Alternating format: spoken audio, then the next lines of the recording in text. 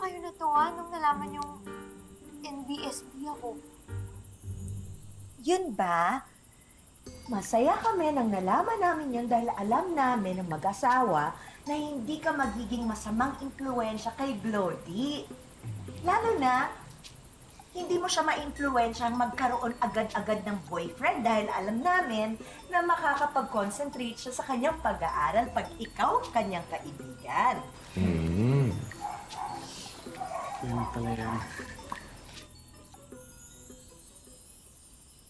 Pasensya ka na. Kung ano-ano yung inisip namin tungkol sa'yo. Akala namin, aswang ka, pero hindi naman pala talaga. Kayo naman eh. Nagpapaniwala agad kayo sa mga sinasabi ng iba. Pero, okay na pinayagan mo kaming sumama sa'yo dito. Diba? At least, na-clear na namin yung mga iniisip namin. Kaya, sorry Glody kasi mali yung pagkakakilala namin sa'yo. And sorry rin po, Kat Gimo and Ivanji.